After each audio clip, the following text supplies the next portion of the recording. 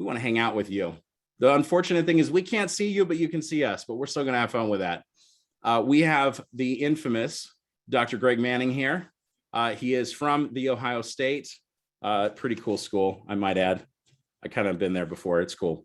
But anyway, he's been in general dentistry for 15 years. He's been doing sleep for 11 of those 15. He's doing a lot of sleep, diplomat of the ASBA. And yeah, we're going to have some fun. So here's the CE disclaimers. Y'all have heard this before. You're going to get a link at the end of tonight verifying that you actually showed up for tonight, which means you hung out with us. You can demonstrate mastery of the content by answering 4 simple questions on a survey that will take you 17 seconds. You will get an email within an hour of the webinar ending tonight. If you don't have it, it's in your spam, we promise. But outside of that, we want to have fun. We want to talk about a few appliances that are going to rock your world and hopefully benefit your patients as they sleep better. Dr. Manning. Yes. Ba-dum-boom. Take us away, man. Okay. Well, first of all, thanks everybody for coming. Also, thanks SomnoMed for hosting this, and hopefully we do everybody a little justice tonight. You know, this is a little bit of a tough spot for us because we don't know how many of you guys are currently treating sleep, how many of you guys are just wanting to learn how to treat sleep. So hopefully this is beneficial. And again, this is kind of just Greg Manning's kind of short list of things. This is definitely not even close to a comprehensive list of appliances, but it is the ones, for the most part, except for the 4%, because this has 3 appliances to treat 96%, which is the most arbitrary number, but maybe 4% of my patients might do something else. And actually there is one other appliance that we're not going to talk about today because of its limited use that maybe I actually do use a little bit. But for the most part, you know, depending on what you're doing, how you're doing it, and what insurances you're billing and what you're not billing, and regardless of billing, hopefully we can look at all of these and say, hey, look, I might be able to find something here that works for me. So let's jump into this. You know, for those of us that are kind of fresh to the game, let me just quickly, because we're going to use a lot of these definitions as we go through, let me just quickly just level the playing field for anybody that might be kind of new to sleep. When we talk about sleep, we're going to be talking about the severity of sleep amongst patients, and their severity is going to be based on the amount of episodes that they're going to have. And these episodes are either going to be defined as an apnea episode or a hypopnea episode. So in definitions, apnea is where we have a reduction in airflow of 90% or greater. And this can be for 10 seconds or longer. So in essence, this is going to look to most people like they're not breathing. They've completely stopped breathing. And for some of them, they will have stopped breathing, but up to 90% for 10 seconds or longer, you would consider that an apnea. Now, if we have that same reduction in airflow of 30% for 10 seconds or longer, then that is going to be called a hypopnea, as long as we get that drop in blood oxygen. So this is sort of like the little idiot cousin that's always annoying and hanging around apneas, and that is hypopnea. That is when we reduce the airflow enough for long enough that we get an associated drop in blood oxygen. Now, if we take the total number of apneic or apnea events and the total number of hypopnea events that we have in an hour, and we average that out over the night's sleep, we are going to get this indexed number called the apnea hypopnea index. So the number of apneas plus the number of hypopneas that we have on average per hour is going to be our apnea hypopnea index, or AHI. So when we start talking about how severe somebody is, we're going to use the terms AHI to discuss how severe they are. Whether this is the best way to do it or not the best way to do it, I know there's probably some people on here that are talking about sleepiness scales and different things like that. I get that. But for now, most of the time, we're going to be discussing apnea and hypopnea index as our diagnostic criteria. So when we talk about severity of this disease, and we use this apnea hypopnea index, normal would be anytime we have 5 events or less an hour. If we have less than 5 events an hour, that's considered normal. As long as we're maintaining a pretty good blood oxygen at 90% or greater, our average is somewhere in the mid 90s, that's going to be pretty normal. And we will see very healthy people without any problems have maybe a couple of these events per hour on average per night. Now, for those that have between 5 and 15, with potentially a little bit of a dip in our O2 saturation, we would call that mild. So if our AHI, or the amount of apneas or hypopneas that we have on average per hour, gets between 5 and 15, we're going to call that mild apnea. If that number gets between 15 and 30 with that associated oxygen saturation drop, we're going to call that moderate. And then anything over 30, we're going to call severe. So when we're looking at this, and we grab a sleep study from someplace, whether we issue the sleep study or we get one from a sleep lab, and we're looking at the data and we see that they have an AHI, which will be on most of these, if not all of these sleep studies, you will see a number. And if that number is between 5 and 15, that would be mild apnea. If that number is between 15 and 30, that will be moderate apnea, and past that is severe. Now we want to know if it's mild, moderate, or severe, so we know exactly the best way to treat these patients. And make sure that we're doing the best for the patient. Again, this gets past dentistry for a lot of us. So many of us, we're kind of tooth guys. We're like oral janitors, and so we're in there cleaning stuff up, and we kind of lose sight occasionally of the bigger picture. And so this becomes kind of bigger picture stuff. So we want to make sure that we're treating these patients correctly, knowing that we're talking more about a medical condition than a dental condition. Now, when I first started, well, let me just go through this little chart really quick. If we look at this, we're talking about kind of averages. There are probably around 30 million people in the United States that are suffering from obstructive sleep apnea. Now, out of that 30 million, only 3 million, or only 10% of those, have been diagnosed, which means there's so many of these patients that are running around with symptoms and fallout of apnea, and they don't even know that that's what it's coming from. They just feel like, oh, I'm maybe depressed, or I'm sleepy, or I have high blood pressure. I have some of these comorbidities that are associated with sleep apnea, and they don't really know that maybe these things could get better just with better sleep, bodies being able to regulate itself. So you see there's a big discrepancy between those patients that have been, diagnosed versus those that actually have it. Now, what's interesting is that when we look at those that have been diagnosed and we take that down to those that are actually being treated, another significant drop in those that have been diagnosed versus those that are being treated. And the reason for that drop is because those that are being treated or not being treated, or asked to be treated, but they're not tolerating it, is because the mode of sort of treatment that they've been offered was a CPAP machine. CPAP standing for continuous positive air pressure, where we're going to use air pressure to hold the airway open so we can breathe through this held open airway. And they don't tolerate that. There's a lot of things that go into not tolerating that, anywhere from latex allergies on the face to claustrophobia with something like that, to just not being able to have that pressure pushed into them, like blowing in a baby's face and they, a lot of things go into that. Not getting a proper seal around whatever nose or mouth. So all of that being said, when I first started in sleep, I thought that my wheelhouse, where I was going to live, was going to be the guy that was going to handle the discrepancy between that 750 and that 3 million. All those people that have been diagnosed, but they don't tolerate the treatment. I'm going to step in and I'm going to be the hero, because I'm going to be able to offer them what we'll talk about today in oral appliance therapy. And I'm going to just be like that guy. Well, I started off being that guy, and we did pretty good with those patients that didn't tolerate CPAP. We were able to make them oral appliances, and that was a pretty good place to be for a while. And the longer we went, and the more we started doing this, we started thinking here as an office, like, well, why can't we even tackle this 30 million people? We know we have something that works to treat them. We know that patients do really well when they're treated and they love us and they're happy. Well, let's go after the bigger piece of the pie. Let's help more people. Let's help everybody suffering with obstructive sleep apnea, and not just those people that have been diagnosed that don't tolerate CPAP. And that was kind of the journey for us, to the point where we started screening our own patients. Once we worked through a lot of our patients, we were doing our own diagnostic home testing, having that read by a boarded sleep physician, getting those documents back that made us ethical and legal. And we started asking patients for referrals, and we started asking doctors for referrals, and we started getting people to come in from kind of all over, and we were able to help facilitate ease in testing, helping them get towards a diagnosis and then treatment. So that's been kind of our journey.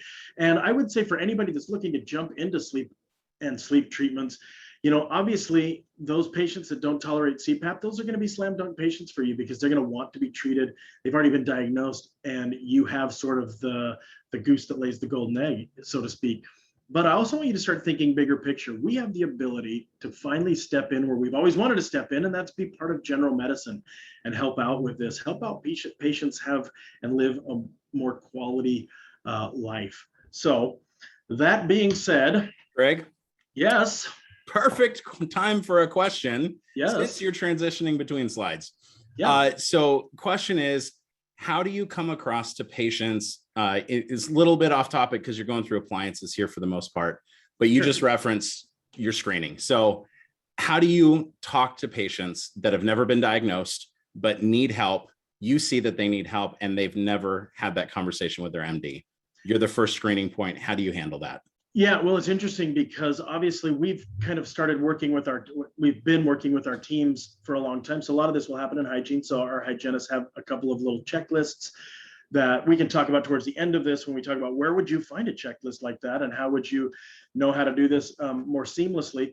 But we start with some of that. We start with looking at health histories, putting health histories next to intraoral signs and symptoms, asking a couple of quick probing questions that the answers are very telling. But really, it's interesting because you will, just like with dental patients, you will get one of two answers. You're going to get patients that are extremely put off by the fact that you're talking about this, and that's going to be a little bit more difficult. However, I would say the majority of patients that you bring this up with are going to be more apt to want to talk to you about this. Nobody wants to talk about that little teeny dark dot that you saw in the distal of 19 that said they made a DO on 19, and you have to pull it up on your screen and show them really big, like that little dot's what I'm really, really worried about. And you need to come back in and we need to make a little hole and then fill it back up. That doesn't move the patient's needle. So they don't ever want to talk to us about it. I hate to burst any bubbles from young dentists. At any point in your career, there's not going to be too many, if any, patients that get super excited that you found a little teeny dot of darkness on an x-ray that you need to do a DO on 19. That's just not going to happen. That being said, if you start asking patients, like, do you wake up never feeling rested? Do you feel like if you don't have like a Red Bull at 2:00 in the afternoon that you're never going to make it through the end of your workday? When you get home from work, do you have anything in the tank for your family, your spouse, your kids? Do you feel like you're in a fog all the time? Do you wake up with headaches? Are you having trouble controlling your diabetes? All of these kind of things patients do want to talk about because they hurt them. That hurts their quality of life. It makes them depressed, it makes them anxious, but it also has fallout that are things like intraoral signs and symptoms, wearing down of teeth, a lot of things that affect their day to day. A little teeny dot on the distal of 19 doesn't affect them day to day. So for those patients that really are hurting and they feel like you might be a gateway to getting them feeling better, you'd be surprised at what people will start talking to you about if you ask the right questions and you come in with that attitude of, I want to help. Of course, from dentistry, that we're not going to be able to help everybody, and that some patients you can't sort of care about their teeth more than they do. And then in this regard, you can't care about somebody's sort of lifestyle and health more than they do, but we definitely need to at least try to bring the horse to water. Michael, I'm guessing that's what you were going for. If there was something else that you were thinking that we wanted to kind of discuss right there, you can let me know. If not, we'll just kind of is that kind of where we were living? Yeah, man, we're good. Cool. Let's keep on keeping on. I'll keep interrupting you as the questions come in. So I actually like that because, while I do absolutely love to hear the sound of my own voice, occasionally it's nice to know that there's somebody else out there. I just sing that Reba song in my head, wondering if there's life out there because I'm just sitting in a room by myself. Plus, I really like Reba. All right, back on track here. When we find patients that fall into the categories of apnea, mild, moderate, or severe, we're going to actually have a handful of choices that we can use to help them out in getting them treated. Some of them are a little more invasive. Some of them are a little more effective. There are a handful of things, though. One of them we'll start with is surgery. There's jaw surgery, mandibular advancement surgeries, Le Fort surgeries. There's also, what we call a U-triple-P surgery, where they go in and basically just like rotor-rooter out your uvula and palatal pharyngeal tonsils and all of the tissue associated with that. There's even a surgery where they'll actually cut off the backside of your dorsum of your tongue. There's a lot of really invasive surgeries, and surgeries are falling out of favor to other treatment modalities right now. That being said, one surgery is the Aspire, which is sort of like a pacemaker that's surgically put in that stimulates the hypoglossal muscle that will pull the jaw forward, that will help keep the airway open. Short of that surgery, most of the other surgeries are kind of falling by the wayside because of their ineffectiveness. Now, probably the most popular treatment is PAP treatment, positive air pressure. We've got listed CPAP. There's also one called BiPAP and AutoPAP, and we don't need to get into all that. But in essence, we're talking about wearing something on our face that is a hose connected to a machine that's going to force positive air pressure to open us up so we can breathe through that. That's the most common treatment because that is kind of where medicine landed. That being said, the tolerance to CPAP is extremely low. Unfortunately, it is invasive, and sleep is a fickle mistress. It's hard to fall asleep. It's hard to stay asleep. There's so many little things about sleep and nuances. And if we're not falling asleep, we start to get panicked, and the panic sets in and we can't sleep because we're panicked. So there's a lot of weird things about sleep. The CPAP is just one more big, heavy layer to that, what makes it difficult for patients to sleep. Now, for those that tolerate it, their life is great. They wouldn't be able to live without it. But unfortunately, so many patients don't tolerate it that it left us kind of looking for other options. And as a result, we were kind of born out of that, which is mandibular advancement devices, which we're going to talk about today. This is the oral appliance, mandibular advancement, to help hold that tongue out of the way so that we can breathe. And we'll go through a couple of those appliances that work really well, that are really good for your patients. The last thing that we can do for these patients that we've diagnosed with apnea is do nothing. Now, obviously, we don't want to do nothing. We want to make sure that if we have somebody with this deadly disease, that we help facilitate some kind of treatment for them. Statistically speaking, smoking will take statistically 5 years off the end of your life, whereas sleep apnea can take up to 7 to 10 years off the end of your life. So you start to see that this is important. We want to make sure that we take doing nothing off the table. Obviously, doing nothing is the one thing that we want to make sure as clinicians, we're not letting people do. Now, the upside for this mandibular advancement part of this, which we're going to get into today, is that when I first started doing this 11 years ago, they were asking us to keep primary therapy, meaning like they don't need to try any other therapy at all, other than oral appliance, to just mild patients. So if somebody had a diagnosis of mild apnea, you didn't need to send them for a CPAP machine. You didn't need to send them for a surgery consult. You could just jump right in. And because mild was right in the wheelhouse of an oral appliance, they said, yeah, you know what, go straight to that. Primary therapy can be oral appliances. Well, the American Academy of Sleep Medicine changed guidelines in 2015 to include those that were moderate. So now we can take mandibular advancements and we can make that primary therapy for mild and moderate cases, meaning that if we get back a patient and they have a diagnosis of mild or moderate, we can go straight into an oral appliance. Ethico-legally, we're great that way. Now, for those patients that are severe, this becomes a bigger deal. At that point, we need to refer those patients to a DSM, someplace, a sleep lab, to get to try out a CPAP machine. That is the ethical thing to do. Oral appliances are great at what they're great at, but some patients that are severe, the oral appliance is just not enough to get them all the way treated. Now, that being said, that does not mean we cannot treat severe patients with oral appliances, because there are going to be just as many severe patients as mild patients that don't tolerate the machine. So if we do our part and we send somebody out that has got a severe diagnosis to get on the machine, and if after 3, 4, 5 months, they're just saying, hey, I don't tolerate this machine, it's spending more time under my bed than it is on my face, at that point, we can say, hey, look, I'm going to ask you to fill out this document called an affidavit for CPAP intolerance, and I'm going to make you an oral appliance. At that point, we become a better than nothing scenario. And for so many patients, we've been able to treat them great. For so many other patients, we've been able to get their lifestyle feeling better. They're feeling better. We may not get them all the way down to that single digit low number, but for somebody that's extremely high on that scale, to be able to bring them down to kind of the stratosphere to where they're doing way, way better. For me, that's better than doing absolutely nothing, but we want to make sure that up front we do that. Now, one of the things is that if we have the ability to do that for our mild and moderate patients, which is going to be a lot of the patients mild and moderate, and we tell them like, hey, you've got the ability to do a CPAP machine, or you have the ability to do an oral appliance, you can kind of see which one they would pick. Now, this was a nice article that came out during COVID that was saying, hey, look, this may be a good time for us to start looking at oral appliance therapy as a first line therapy for these kind of things. So again, just one more reiteration that oral appliances, mandibular advancement devices, they work great, especially when they're kept in that wheelhouse.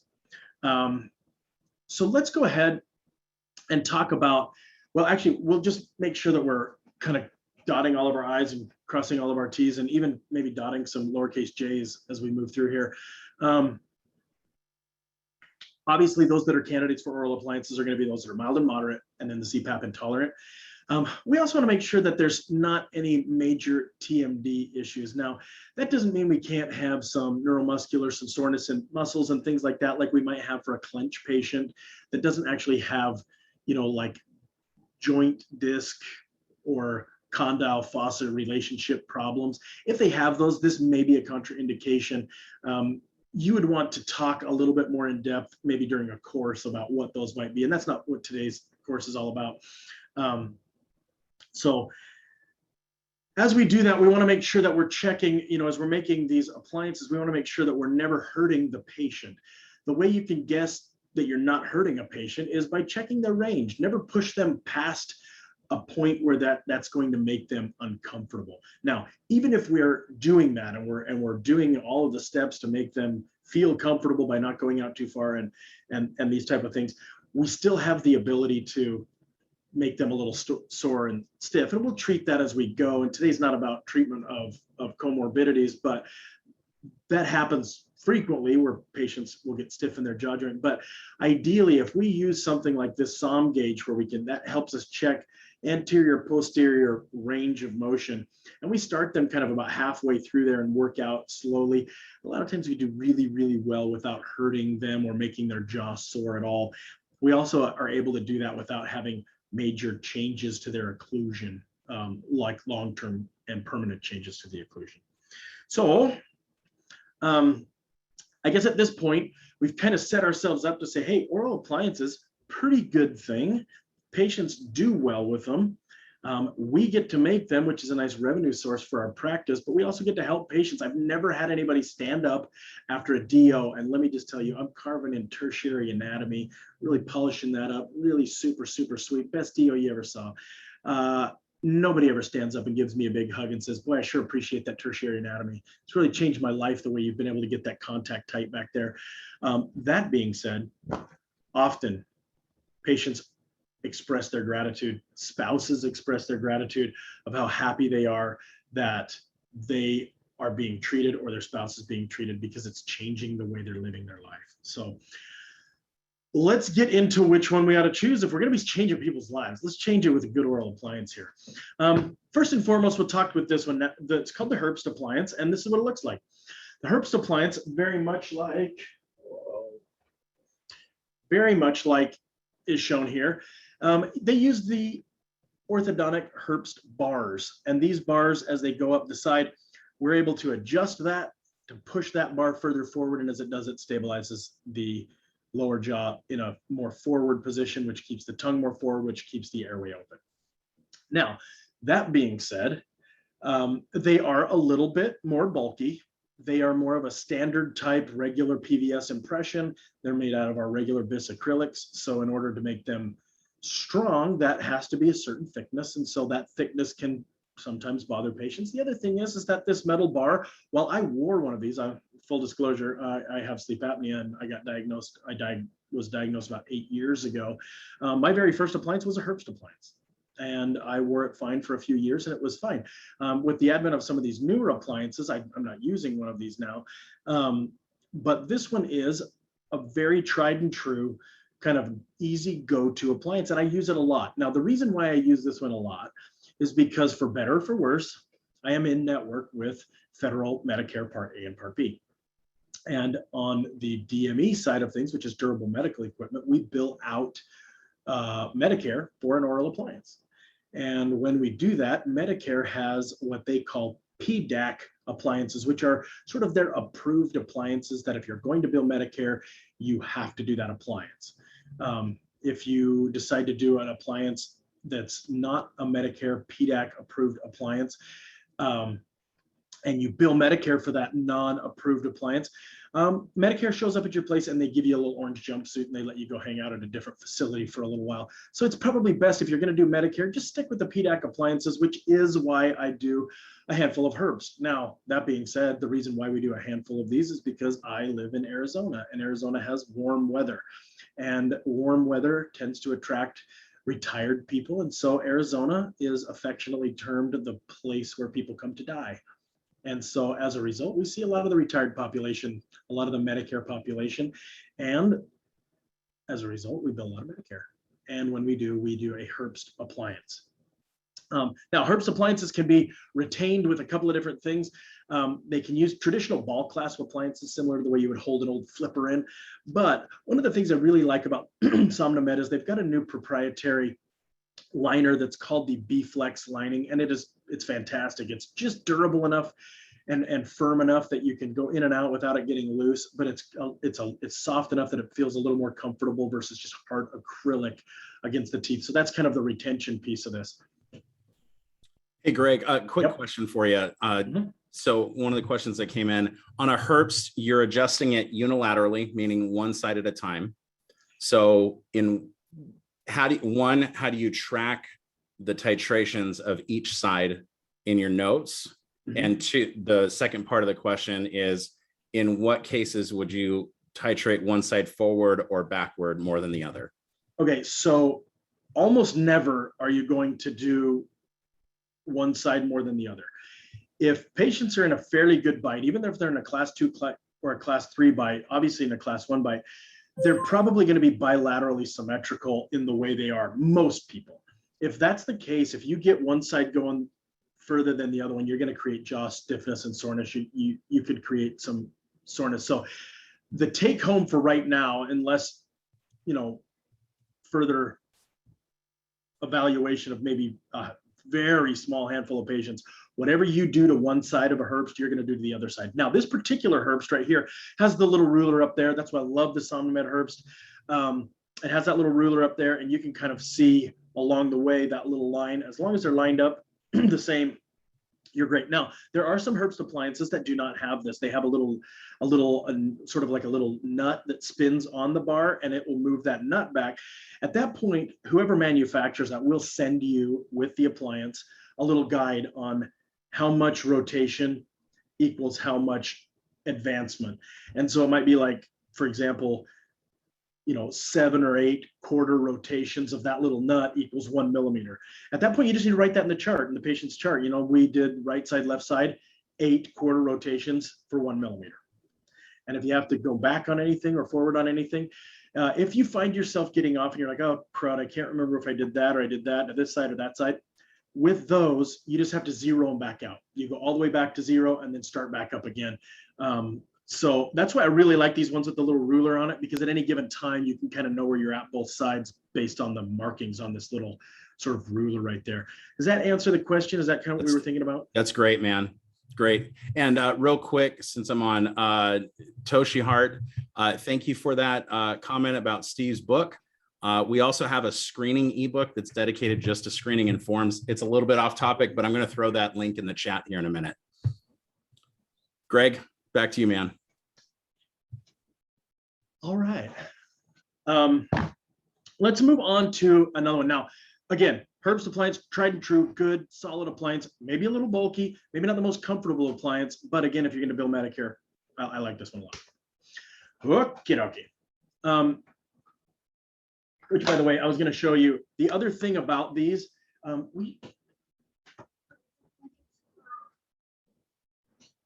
forgot to grab my little box of goodies. The other thing about the Herbst appliances, and actually most all appliances you can do this with. On the Herbst appliance, you can actually have the lab build in these little ball clasps in the anterior.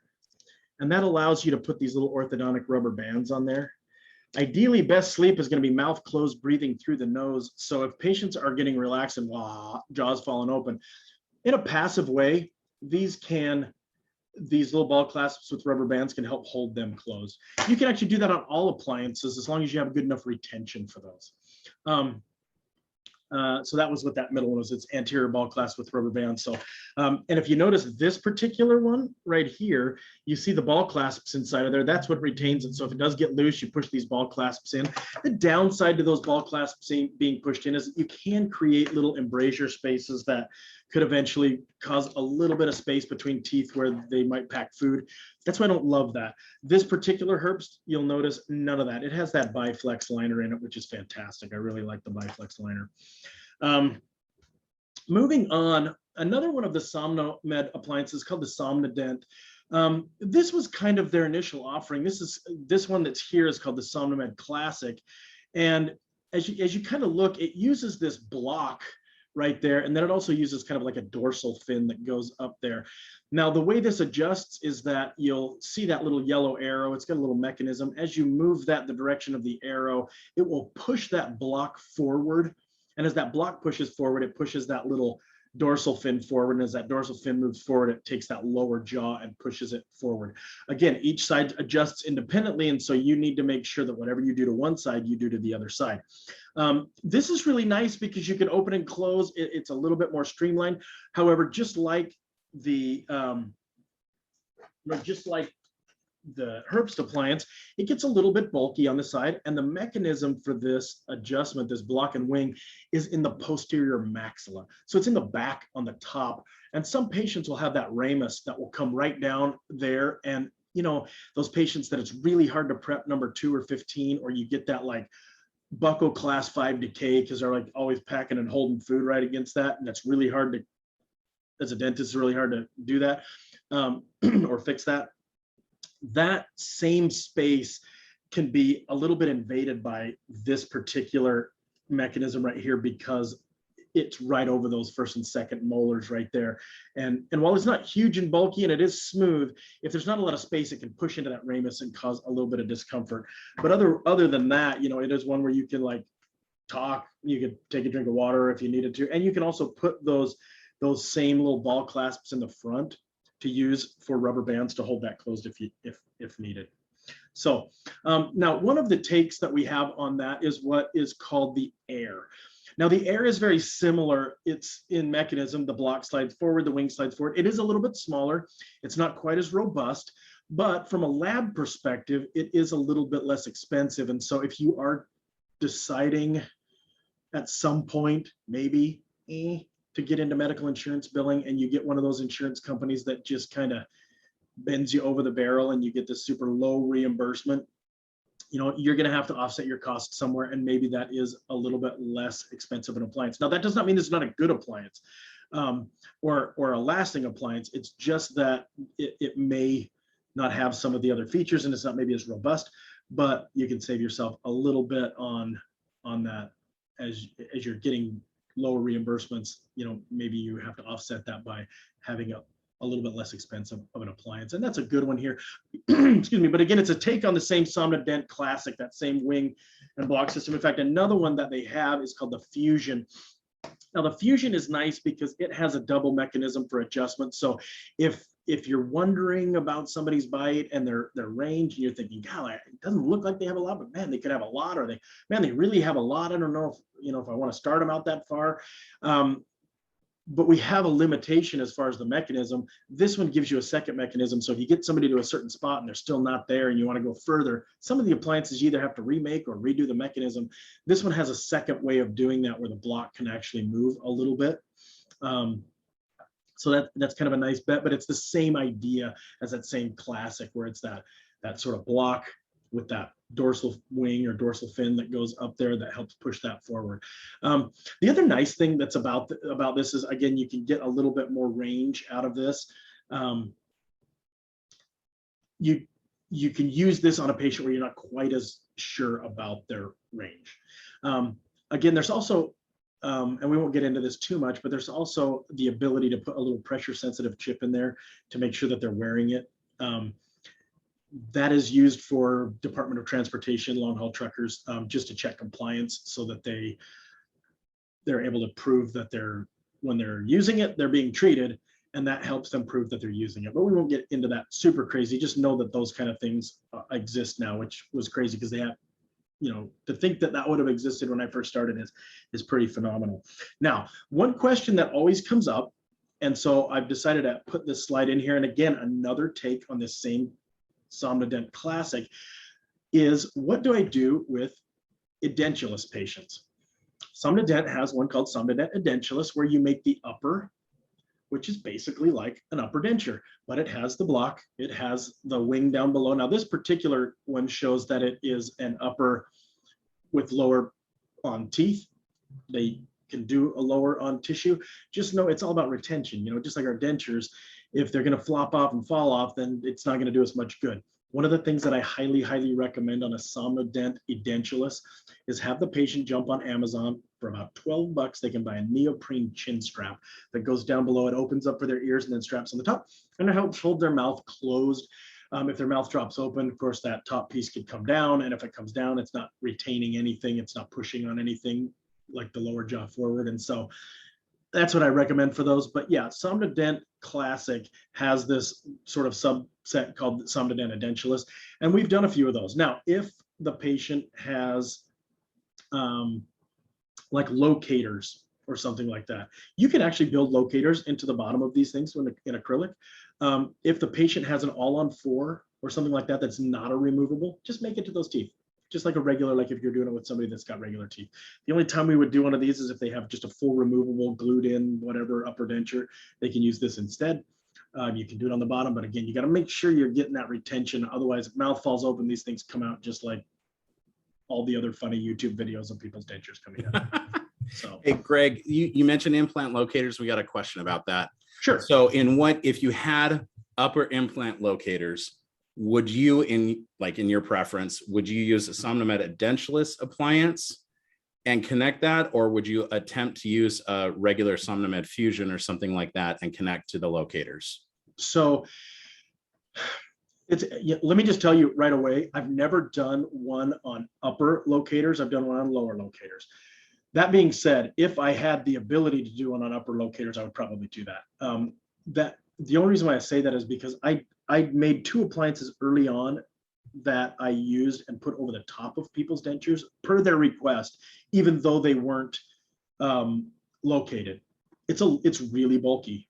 You know what I mean? So if you're going to do something over the top of a denture, you got to know you're basically got like two upper dentures in. You know what I mean? So it's tough. So if you have the ability to do that and pick those up, maybe pick up a couple of those locator housings inside of this, I would highly recommend that if you can.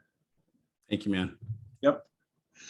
So that is the second appliance. We went through the herps and kind of its indication, went through the Somnodent Classic and kind of its subsets. But it brings me to like my new little favorite. And in our practice, we're doing, all intraoral scanning. So we're pretty well all digital now. We don't do any PBS impressions for really anything. No, not for dentures, not for night guards, really not much. Occasionally maybe for a prelim, for a temporary, if we're not gonna do something immediate with CAD CAM. So this is kind of nice because these become all digital workflows.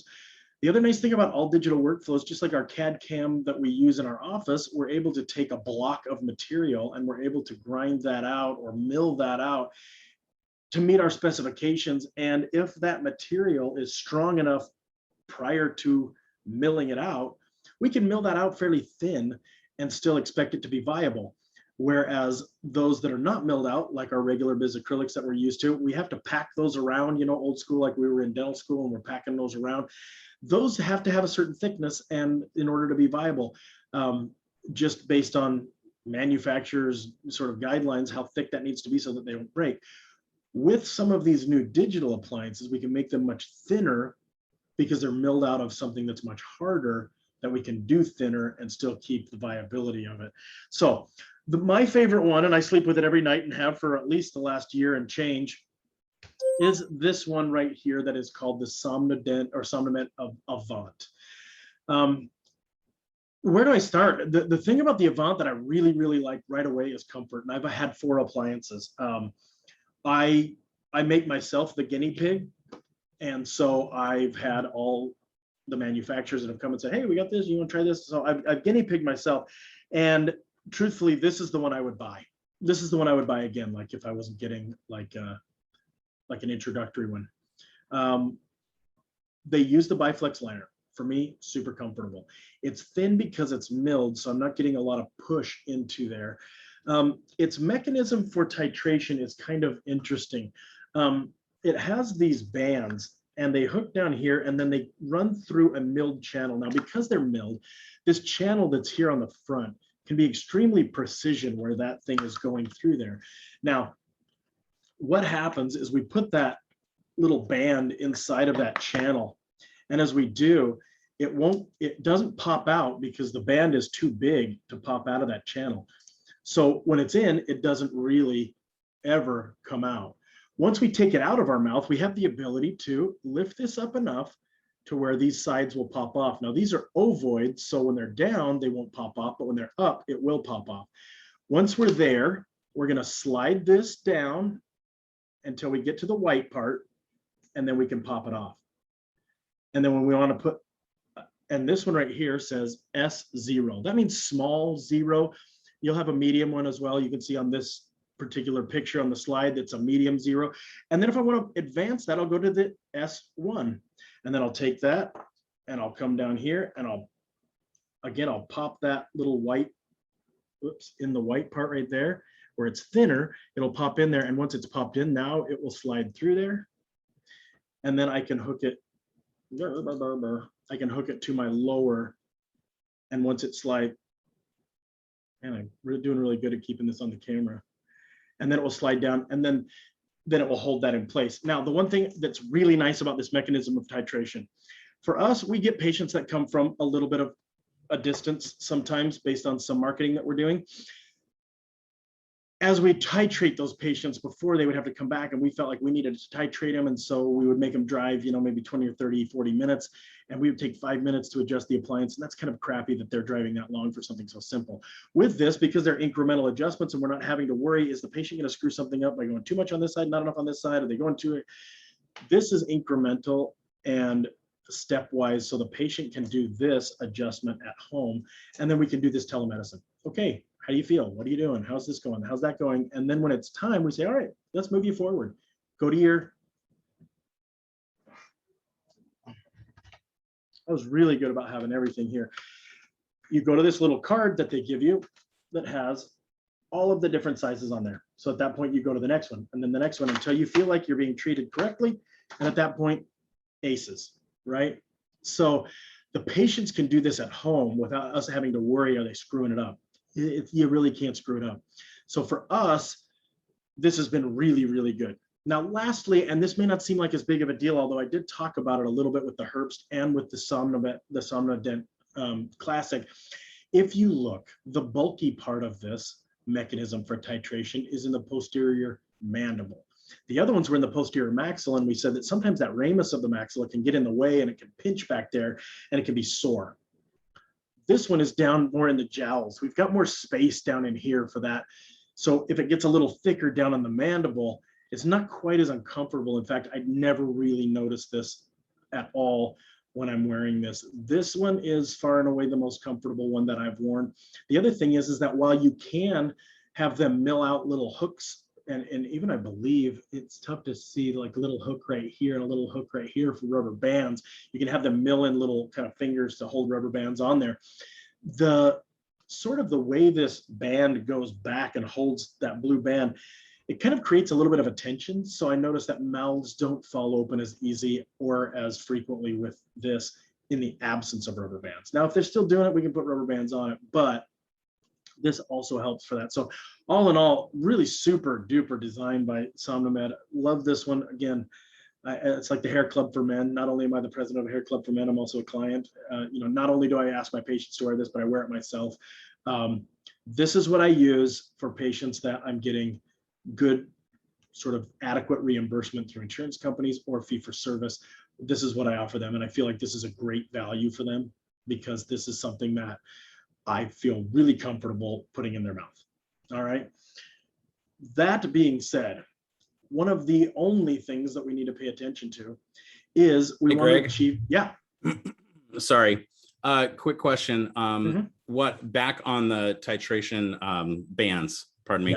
Yeah. So Nicole Manigo, she asked, what did the 0 mean? Are you not advancing at all? 0 is where they're going to start. So if we look at the card, one of the things that we're going to do when we use our, we had that SOM gauge in there that checks our anterior posterior. We said, hey, we're going to start them out at 50%. So when we send our bite to the lab, that's going to be at 50% of their anterior posterior. And if you want to know how to do that, there's some YouTube videos on how to use those gauges to decide how that is. But when we do that and we set them at what we want it to be the initial position, they call that 0. So at this point, you'll notice on this card, 0 is here. If we overdid it and even 50% is too much for them initially, we can go back to -1. Okay. If from 0, which is where we set 0, and once we do, then it goes from here to 1 to 2 to 3, all the way up here. I've never gotten down into these. These are just, I mean, I hate to say it, to SomnoMed, love them to death. You're wasting your money on these number 8s. I don't know. Never been down there. Never been down that road. But anyway, that's why it's 0. 0 is where we set them. That is where we want to start them. And where we start them is 0. We can work backward a spot from there if we want, or we can work forward 8 spots from there if we want. So yep, that's the titration there. Okay. Anything else there? We have we have a lot of questions. Oh, okay. So let's get through this so we can get to the questions. Again, the number one thing we're trying to do is get patients to wear this. We don't want to be CPAP. We don't want to be the reason why patients still aren't sleeping well. We want to get patient compliance. Getting these in their mouth is how we're going to do that. Obviously, the more comfortable, the more compliant they're going to be.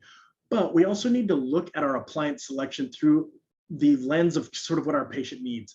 If our patient needs something affordable, there's a couple on there that are affordable. If our patient needs something that can be billed through Medicare, there was one there that could be billed through Medicare. If our patient just needs comfort, then we have one that's really, really comfortable and user-friendly. So we just kind of need to have that dialogue with our patients and just know that there is a value in this. When numbers start to get up there and we're starting to ask for several $1,000s for our treatment over the course of so many months and the appliance, we're going to ask that out of them, but there's a value in that. There is a value in good night's sleep and some of these symptoms going away. And I think patients need to know that. And we need to feel confident in that. So at first, we may not have quite that confidence just because we're inexperienced, but the more we go and the more we see, boy, man, these guys really love me because of this, the more confidence we'll get in telling them. I gained my most confidence when I started treating myself and I started noticing like, wow, this is a big difference. I feel way different. That was easy for me to pass along to patients. So at that point, this becomes kind of a great, and let me just say, when we do courses, Michael and I will do courses on the weekends, although I'm not doing the next one with him, sad face.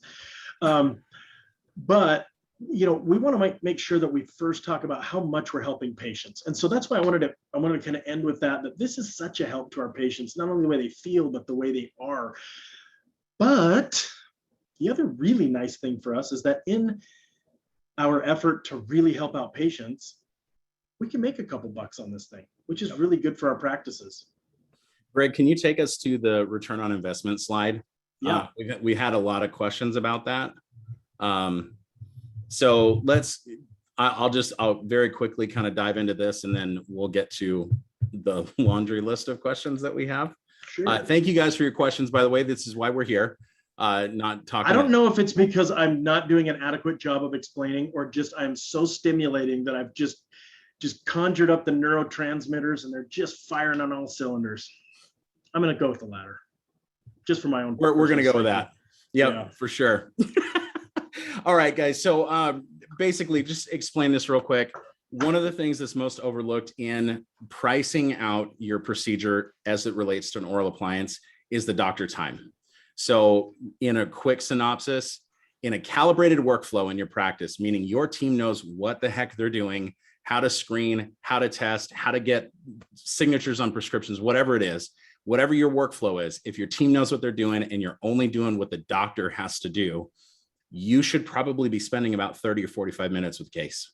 So if we need a half an hour of your time at $700 an hour, going through the HST disposables and the interpretation by the physician, if you have a cone beam, doing a revolution doesn't cost you anything. You can get a good screening out of it. And your appliance at $600, your cost is just over $1,000. If you're charging separately for each one of those things, this is the list out at over $4,000. So your net per case is $3,000. If that's too high, if say the 4,050 is too high for your area and your comfort level with your patients, that's totally fine. You guys should be setting your price at what you are comfortable, sitting across the table, looking at a patient eye to eye, saying, this is the value, this is why it costs this. Make sure you set it appropriately. We see practices set it all the way from $1,800 to $1,200 to $1,800 on the low side, up well above $6,000. Now, you can argue medical insurance and all of that, but at the end of the day, if you're touching a case and you don't get paid for it, you didn't get paid for it. So if you're just starting your program or you're recalibrating your program and getting your team on board, make sure that every time you touch a sleep case, a sleep patient in your practice to treat them, make sure that that is actually generating revenue for the practice. It's not all about dollars. It's about helping people. But if your sleep practice isn't profitable, you won't do it very long. And we'd love to see you do it long-term. So whatever pieces you need to put in place, selecting the right appliances, knowing who your patient population is, et cetera, super critical. If you want one other piece of feedback on pricing before we move back to the clinical, we see most practices, if you're doing implants, soup to nuts, if you sink the implant, do the abutment and the crown without a bone graft, whatever that dollar amount is roughly equivalent to your sleep appliance. And if you're doing clear aligners in your practice, whatever that fee is, your appliance is less than that for an 18-month treatment plan. So just as an idea of what you guys could be generating in the practice. That said, where would you go to get more information like this? Greg, will you take us home on that slide? We'd love to serve you. If you like this, you'll love that. If you hated seeing my face and hearing Greg's voice tonight, we sincerely apologize. You can still get a CE for your pain and suffering. But if you did like us and want to hang out with us some more, Dr. Mona Patel will be on the course in November. We also have a course in December if those dates in November don't work for you. Greg will be back in action for that December one, right, Greg? No, oops. January. This is a recorded webinar. So if you want to see Dr. Greg Manning, text me. I'll give you his personal cell phone number so you can FaceTime him. Guys, we want to serve you. If you want to help support what we're doing and learn more, bring your team. This event and the one in December, 2 days, Friday, Saturday. It's a Zoom video course, so you get to interact. It's 14 CEs for everybody who shows up. And if you buy your doctor ticket for $400, you can bring 14 members. That makes it like $5 a CE. It's pretty crazy. So we'd love to hang out with you then. We do have another upcoming webinar. Greg, if you'll go to that one. That's our next fee for service versus medical billing. How you making money in your sleep practice? Or are you? That's the big question. It's not about the money, it's about the people. But if the dollars don't follow, you don't do it very long. That's the take home. So both are found on awakentosleep.com/events. We're going to leave that slide up and we're going to get into the multitude of questions, and I'm not messing around here. So Greg, a lot of these are for you. There's a couple that I'll step in on as the sleep tech testing kind of background. But this is rapid fire, man. All right. Hey, quick and dirty. All right. Dr. Loftus asked, what is the youngest age you'd consider for treating with an OAT, oral appliance therapy? Probably 18. Okay. Maybe 17. We're not in the business of treating kids. There's some growth things. There's some things that we need to be sending that out of our practice. I'm lucky to have an orthodontist that is a diplomat, and a lot of the kid patients that we're worried about, we'll send to them. I don't send tests home with kids either. Cool. There is a kid-based, pediatric-based workflow that is completely different than adults. So if you have more questions on that, we could hit that up later. Okay, so Karen Glickman, is the Hertz the only appliance that Medicare covers? No. There is another one that's called the TAP. People know the TAP. It's been around for a long time. There are some subsets of TAP that are more comfortable than the other ones. I don't dislike the TAP, but when I'm doing Medicare patients, they're already, it's kind of the old dog, new tricks. And I mean that with all respect, even though I joked around about my retired contingency earlier. With all the respect that I can muster, the old dog, new tricks is that it is very difficult for them to use an oral appliance anyway. It's tough. They're not used to having something in their mouth, and they're older. The TAP appliance mechanism for titration is a hook and bar in the front, and it locks them closed so they cannot open their mouth. And we've just found that Medicare patients do not love having the front of their mouth locked down with a TAP appliance. And so we went to the Herps. It gives them a little more free mobility of their jaw for no other reason. Not that the TAP's not a fine appliance, not that the TAP is not FDA approved. It's a PDAC appliance. Not that it's not effective. It's just that for our Medicare patients, it was about compliance. You remember that last slide? We got to look at it through their eyes, and that their eyes don't necessarily love to be locked closed. Yep.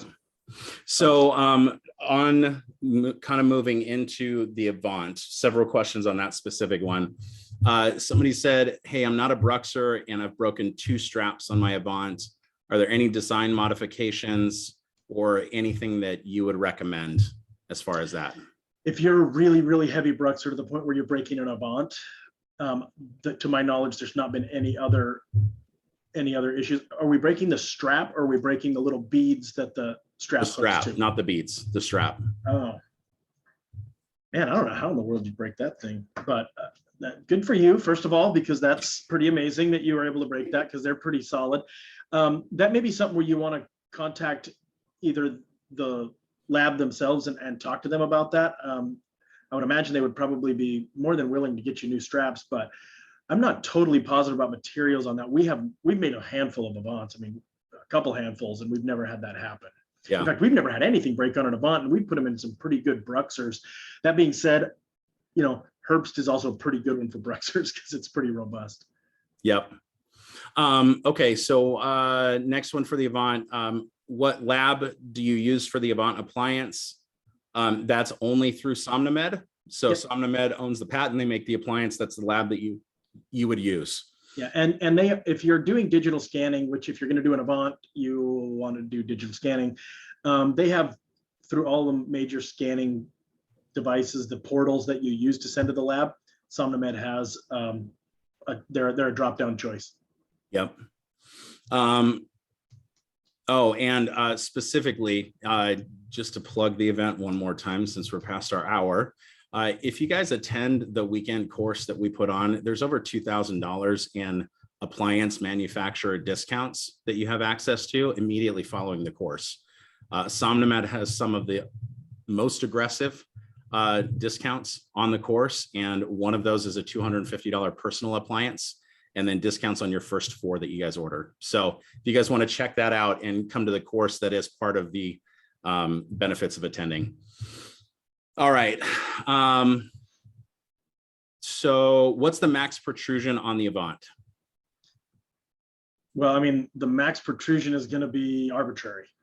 Depending on where you set them, you could max them. If you went all the way to 8, you could go actually past where they're even physically capable of going. Max protrusion is going to be very much up to you. Okay. I believe if I were to put an 8 on mine, it would go past where I can physically move, like past my range of motion. So in other words, on a recorded webinar, we're saying, please don't. Yes, never do that. I don't think Cool. you'll ever want to get even into the maybe 80%. You know, you want to stick between like 50, 60, 70% of adjustment. If it gets past that, I guess if the patient tolerates it, you know, you can try that, but man, you're really setting yourself up for having a patient with a sore jaw. Yeah. Hey, so this is not quite a question, but it is kind of a pointed comment, and I know you have an opinion here. Matthew said charging a fee up to $4,000 is absolutely ridiculous. This is a clinic mentality, which will be the downfall of good dentistry. Well, look, I mean, I'm not going to say that we're wrong here. I mean, I mean, I can tell you, I don't charge that much, you know what I mean? But I can also tell you that, you know, our fee for service fee is $28.50. You know, if,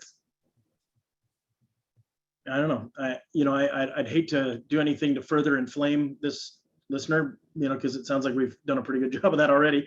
The thing about it is that there is a value in this that has to be met. You know, I can tell you this much, the insurance companies are doing a pretty good job of turning this on us anyway.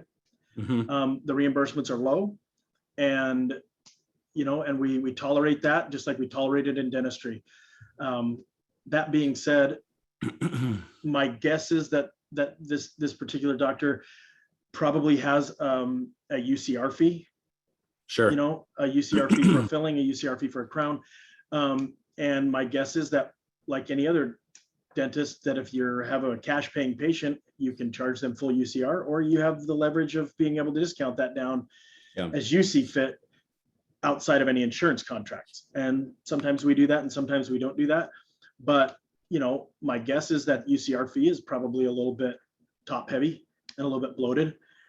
And past that, we're willing to accept far, far less than our UCR fee from a PPO insurance. And so I view it a lot like that.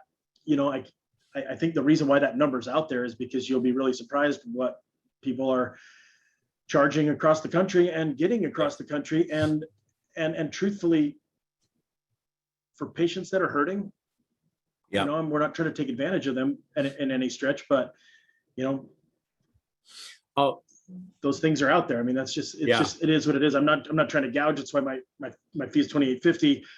I mean, with Medicare, I accept 13 something for an appliance, you know what I mean? Which is why I have to do a Herbst that is a little less expensive anyway. So you win some, you lose some. I guess that's probably the best way to say it. Yeah, I think we're just getting into sleep, where sleep is going to become a big thing. I think we're just now entering into the real excitement of it. I don't think we're already to the point where we're going clinic mentality where we're going to run people off. Yep. 100% agree. And I'll say this as a patient and a non-dentist who doesn't charge $4,000 for appliances. I can tell you right now that saving somebody's life, saving their marriage, is an absolute huge thing. Patients have $3,000 to $5,000, maybe $6,000 deductibles on an average across the country. And the average cost of ownership for a patient in their first year for a CPAP is over $3,000. Can you buy one for a third of that price online with a prescription for cash? Absolutely. But that's what they pay in network through their insurance all the time. So just, you know, to be equally as pointed on the value side, if you told me I had to suffer from apnea and stop breathing 22 times an hour, or I have to pay this over 2 years, which is the same time you adjust it and warranty it, because it does require your time and titration, I'm going to figure out a way to pay for what I need or what I want. So I think that's a valuable thing too. Not to put you on the spot, Dr. Manning. Back to it needs to be addressed. Yeah. And we got a bunch of comments about it being totally reasonable. I'm not going to quote those. I appreciate you guys, both sides of that, because both perspectives. Yeah, it opens up a great dialogue. You're never going to have a problem with good dialogue as long as everybody's got an open mind to the fact that, you know, there's no pancake so thin that there's not another side. But thanks, we pop holes in it. Okay. Thanks, Dr. Phil. What remedies would you recommend if patients develop TMJ issues or notice bite changes after trying the OAT? So one of the things that I tell patients a lot in our course is that you will be surprised how few times you're seeing permanent bite changes. It just is not one of those things. Now, there's some reasons why that is that we can go through in the course. One of them is you have to make sure that those patients every morning know that they have to get their bite back in. They have to get their bite back in every morning. If they don't get their bite back in every morning, that's a them thing, because their bite will go back in every morning. If I sit with my legs crossed for 8 hours and I stand up, my hip and my knee are going to be extremely stiff. And as soon as I start walking and I feel that my hip and knee are stiff and kind of out of whack, the first thought that comes to my head is not, I'm never going to walk normal again. This is it. I did this for 8 hours and now I'm screwed the rest of my life. No, we walk it off and we find ourselves back in there. So right away, let me just tell you that bite changes, permanent bite changes, are very, very infrequently happening to patients. Now, soreness in the jaw joint, it happens. You know, patients will fight against these things. They'll really, really clench and grind against them because it's something foreign. You know, we treat that just like any other bruxer. We treat that like neuromuscular bruxing, just like any other neuromuscular bruxing that we do. Maybe soft food diet, maybe a muscle relaxer. You know, we if you've titrated them out to a spot that's bothering them, bring them back from that titration and let them get used to it a little bit longer. You know, there's a few other things that we could go through, but in essence, just know that permanent bite changes is not. I mean, I've been using one for 8 years, still right there. You know what I mean? But every morning and here's the thing, my jaw joint feels out of whack and stiff every single morning. And within about 10 or 15 minutes, it's back into normal because I work it back into normal every morning. Just like if I sit cross-legged for 8 hours, I'm going to have a stiff kind of joint in my knee and hip. That's going to happen. We're putting a joint in the place it doesn't want to be. And that doesn't mean we're going to live there forever. Yep. Great. Okay. So rapid fire. We got to shorten these up because we still have a bunch left. My bad. What is the maximum strap size that you typically use on your Avant patients? I haven't had anyone go past the third strap. So 0, 1, a lot of people live at 1 and 2. I have a handful in 3. I don't have anybody in a 4. Okay, cool. Durability replacement time for the appliance. I wish we had SomnoMed on here. I believe that they warranty the appliance for, do you know that? I'll send a message. We'll come back to that. Yeah. How frequent? I know I see patients over the course of 2 years. I do a 6-month follow-up, an annual follow-up, and then 1 year. So I'll do a 6-month from the time they get it, a 1 year from the time they get it, and a 2 year from the time they get it. And I warranty it through that 2 years. Cool. So are there, if somebody wants to try a SomnoMed Avant, are there videos and tutorials on how to do it for themselves, et cetera? Yeah, anytime you order an Avant, if you get one, it comes with a pretty nice little booklet that shows you how to use it. It's a pretty good literature. And anytime you get one for a patient, that booklet comes and they get the booklet too with their appliance and their case. And that booklet goes through a lot of different things, some cool gee whiz stuff, and also how to adjust it and how to clean it and all that kind of stuff. Okay. On that, SomnoMed makes a morning aligner with soft blocks over the canine area. Is that what you're talking about? And does it, it has to be like max intercuspation type of aligner that you put in warm water to mold. So no. Do you like that one? Talk about it. I used to make this for everybody. It was called an AM exerciser through the lab I used to use. And basically in the morning they would put it on and they would squeeze down on this pretty durable rubber here. And as they did, they would kind of hydraulically push their jaw joint back up into the fossa. The condyle would go up and back into the fossa because it was down and forward. So we would do that just to push on that. That being said, I had a patient who lost theirs. I think their dog took it. She found a rubber suction cup holding a shower caddy in her bathroom, and she pulled that rubber suction cup off and started chewing on it and realized that after she'd lost her AM exerciser, that rubber suction cup worked just as good. And I thought, well, if a rubber suction cup is working just as good as this like thing that I'm paying for, maybe I won't have them do that and I'll just give everybody a rubber suction cup. I'm kidding. I actually have the thing that I do every morning to get my jaw back in for the most part. And it is like a morning repositioning device. And I get 50 of them for $4.99. It's right there. Oh my gosh. Okay, please. This is still recorded. We are neither. No, I'm not condoning that. I'm kidding when I say that. You do not have to use a suction cup. You do not have to use a piece of gum. You are more than welcome. There are plenty of patients that will want, or plenty of doctors that will want a morning repositioner. There's some that pull full maximum intercuspation that you make before they ever even start, that puts them right back in there. There's some that you sit and chew on to hydraulically push that there. I've just found that if most patients know that they need to get their jaw joint back in, you don't need to pay for that, and the patient doesn't need to pay for that. That's just me. There's going to be 100 different opinions on that. You asked me the question, I'm answering that question. I use a piece of gum in the morning and it does the hydraulic thing, and I get back in. That being said, I'm also not paying $60 or $70 for a lab to make, those kind of things and passing that along to the patient. Yeah, cool. Okay, so question, is Avant available in Canada? We believe so. If you want to message us, go on awakentosleep.com and just click the little chat button. Send us a message there. We'd be happy to connect you to your rep to actually get an answer for that. Okay, what do you recommend if the patient is missing posteriors in one quad and a couple of other teeth elsewhere? Or maybe translation, what are the required minimum amount of teeth in order to do an appliance? Well, and I think some of that's going to be your clinical judgment. I don't do anything on extremely perio-involved teeth. So if patients are losing teeth because of perio involvement, I wouldn't do it at all. That being said, some people, take teeth out because of gross caries and they still have pretty good bone, and the anterior teeth that don't tend to get as much, breakdown, and they're still solid, who knows? I might even just do like canine to canine on the lower if they're super solid. I don't know. That's going to be kind of one of those. But if you get some posterior teeth, I'm good with that. If they're missing one, say like a 1920, but they've got an 18 all day long. Yep. I care more about periodontal involvement than I do about maybe amount. That being said, clinically, you might say, hey, I don't know if I want to put this much pressure on these many teeth. You know what I mean? Right. There's not a cold, fast rule to that. Cool. Okay. Next question. Tal says he absolutely loves the Avant, uses it frequently. He's had some bands stretch out. So over time, if the patient's really pulling on him, he can easily change those. He has had some retention issues. So have you ever had retention issues, and how'd you address it? So far, no. At that point, you're going to want to just contact the lab.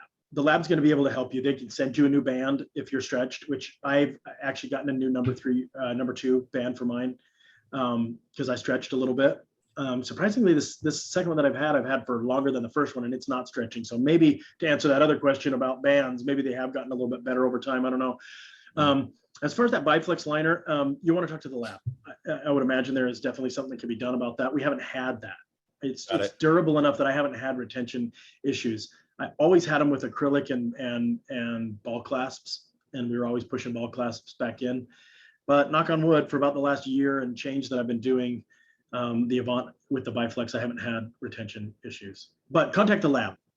Cool. So totally different question, not on the Avant.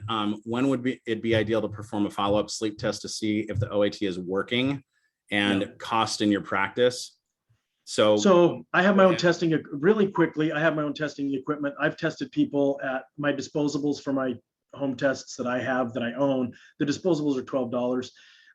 I've done as many as 2-3 follow-up tests along the way. And if they're not where I like it, I'll make some adjustments and then give them, maybe another month and then test them again. All I can tell you is that usually after about 90 days, I will get, I want to about 90 days, I want to start knowing where I live.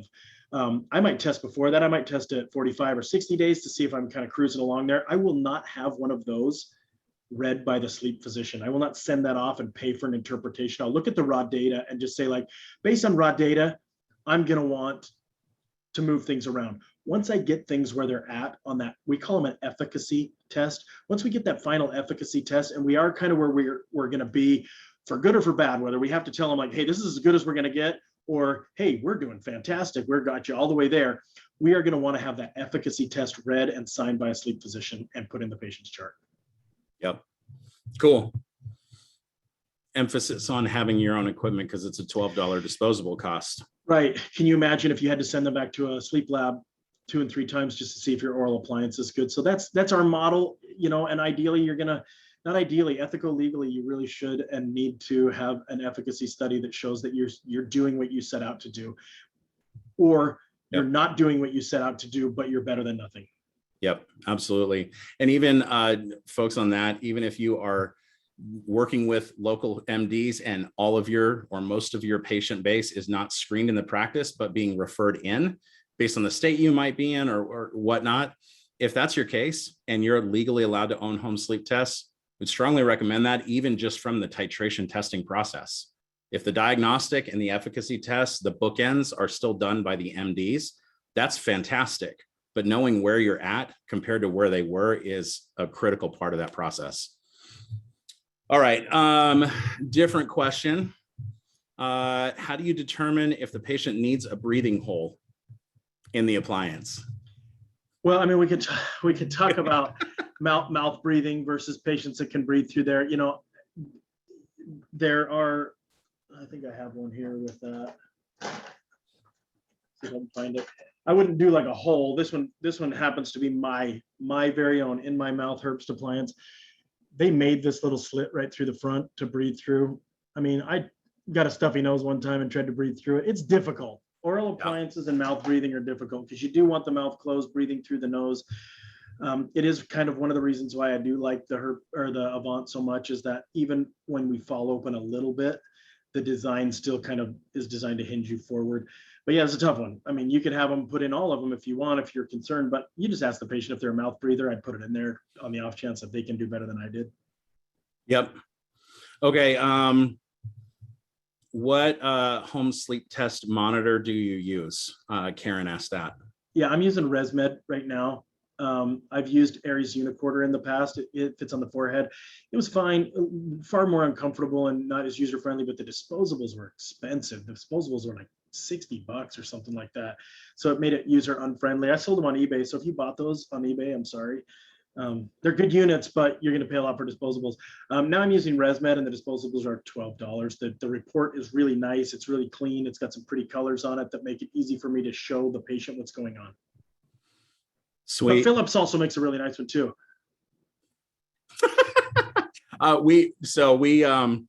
If you guys need help with your ResMed ApneaLink Airs, one of the new services that we offer that we actually haven't even put on the website yet is that we can repair those for you. So if somebody broke it and it's sitting in a drawer, we can fix it. If you want to message us on our website and that little chat button, you can. We'd be happy to help. Separate from that, if you guys need home sleep tests, we can you can click on that chat. We can give you a pro and con list, and you can schedule a call with a sleep coach for that. Karen, thanks for the question. Toshi Hart, do you use a pharyngometer or rhinometer? Dr. Manning? No. Okay. Catherine asked, any feedback on DreamTap? I work in a more corporate setting with set dental labs, and several of those labs offer this device. DreamTap is probably the best of the tap. The Tap 3 Elite, I believe, is also pretty comfortable. Super easy to titrate. It's more about tolerance. If patients are claustrophobic and they have to be locked down, that's the only tough thing about Tap. Other than that, they're great. Cool. What kind of rubber bands do you use on the hooks? Regular orthodontic rubber bands. I got the bag right here. Whatever these are, I just ordered that. It says orthodontic elastics. I don't know what brand they are. They're probably like, I don't know. They're probably like Kroger off-brand. I don't know. All right. Is Avant similar to the EMA? No. EMA, and just so we know, EMA is probably, when I was saying that other 4%, the other 4% that I use, EMA is like this. EMA uses little bands on the side like that. It is thin. It's kind of like Essex retainers. This, if you feel this feels cheap, I use this only in a transition. Like if I have patients that want to get started, but they also need a lot of dental work, I don't mind. This is cheap from the lab. This does not cost a lot. You can get them from like Glidewell. There's a local lab that makes these for me too, and they're very inexpensive. I don't mind starting a patient in this, and as we go through the dental work, I just sit and grind this up and just Swiss cheese it. And then when I'm all done with the dental work, then I would put them in a more permanent appliance. But EMA works more like the Herbst in that it's got like side bands that help to hold the jaw forward, but the titration is just moving these bands out. Again, these bands break a lot, so you buy the bands. They're not super expensive, so you can have a lot of them on hand. the EMAs break a little bit more because they're thin. They're not, in my opinion, they should be used more as like a snore guard or more of a transitional appliance. If you're going to charge somebody anywhere north of $2,500, I think you should probably use something different. Yep. So on that note, I will say my personal dentist, Steve, is on this webinar. What's up, man? And he made my sweet wife one of those EMA appliances because he had a lot of custom work to do on it for her. And she is a heavy bruxer. And I think she went through this, like the stiffest bands or rubber bands that they make, the strongest ones for bruxers. He gave me a packet of bands and said, you put them on from now on because you can do this. You have thumbs. And she's going through one like every 4 or 5 days. So as far as a long-term appliance, the buttons pop off, stuff like that. But you know what, like you said, in a pinch or in a transitionary type of appliance, you don't want to keep making expensive appliances, but it's very different. Yeah, and you also don't want them coming in every time it breaks. And so you just do yourself better to pay an extra little bit of money and have like a nice, robust, good appliance that they can use long-term. Yep. All right, Dr. Manning, you are the— Did we make it? You are the not old Dr. Manning, but let me ask you another question. Sure. If you had to speak to the younger Dr. Manning in starting your sleep program again, doing your first handful of cases, what would you tell yourself from a structure workflow standpoint, and then also appliance wise? Bring it back to our topic tonight. What would you tell your younger self? Okay. Well, my younger self started with the SomnoMed Classic. So, I would definitely say, hey, you did good there. SomnoMed, super great company. They're easy to work with. They make a quality appliance. So that I think I'm okay with. I've also followed SomnoMed appliances as we've gone. I've made some other appliances here and there, always ended up coming back to SomnoMed. So I would tell him, like, good choice. Just keep following them. They're going to come out with some really cool stuff along the way. The thing about it is when I started doing this 11 years ago, there were not a lot of help out there, and the help that was out there was extremely expensive and maybe not as valuable in helping to get things off the ground. So we made a lot of mistakes. We lost a lot of money. We even lost a couple of referral sources. We were stupid. We made all the mistakes you could possibly ever make. There's almost zero mistakes that we could make, whether it's medical billing or sleep appliance fabrication or what we say to patients or how we adjust things to patients that we haven't made.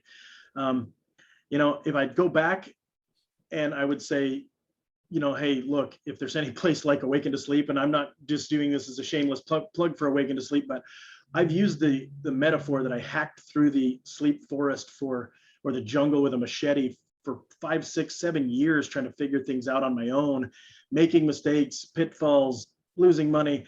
And then all of a sudden, like 4 or 5 years ago, I meet Michael at Awaken to Sleep, and he kind of shows me their business model. And I'm like, well, damn it. I could have just plugged right in and just gone and done this. But for the last 7 years, I basically did everything I could to basically make the exact same business model that Michael has right now. They've dedicated their whole careers and their whole business to helping dentists get better at sleep. They know the pitfalls and they know how to help you avoid them. So while what I would say to that guy way back when is call Michael and tell him to start his company a little earlier so that I can do it. I know it sounds like a shameless plug. I know that's not what Michael was going for, but unfortunately, way back when, there wasn't the help there is now. So the one thing I can tell anybody else is don't try to go at it completely on your own. There's enough people who have blazed a trail here that you can lean on them so that you don't have to make all the mistakes and lose all the money and make the patients mad and labs mad and blah, blah. There's ways around that now. Might cost you a couple bucks, but that's money, not frustration. Yeah. And I'll just, so you gave us a shameless plug. Thanks for that. On a separate note though, to be honest with you guys, just do great work, right? I mean, Greg hacked through the forest for a lot of years, but he's made it and he's doing a lot of great work. So don't lose the battle because one hill gets hard. If you need a coach, get a coach. If you need sleep testing equipment to make it simple, get that. But just know that there's a lot more ways than just one way to do sleep. And you got to find your way to do it in your practice. Your patients are counting on you. So get the tools that you need, train your team, and go have some fun. Wait for those patient hugs. That's not about tertiary anatomy on your DO. See, I'm trying to talk dentist and it just doesn't work, man. Woo, that gave me a little chill down my spine. You talking dental like that. All right, last question because it just popped in. Anita snuck it in. What are the credentials besides DDS or DMD needed to start dental sleep medicine? You got it. That's it. That's it. Yep. It's Do it. secondary education and practice. There's no requirements for a specialty. The only requirement is a little bit of will and excitement for it. You go get it, girl. A little bit of will. Come on, man. We got to be honest with these folks. Yeah. All right. Hey, guys, we thank you for hanging out. We've had a lot of you on here tonight. You spent an hour and a half with us. You only got one CE. That means we were mostly entertaining, or, you know, they figured, hey, how can we still have over 90 people on this call? We still have over 90 people on this call. Thanks, guys. That was nice of you. Yep. Hey, guys, just to recap, the CE link is in the chat. Yes, this is being recorded. If you missed any of it, hey, no problem. If you registered for tonight, we will send you an email with the video link tomorrow. Those of you that attended tonight, you will have an email in your inbox in an hour with the CE link as well, if you missed it in the chat.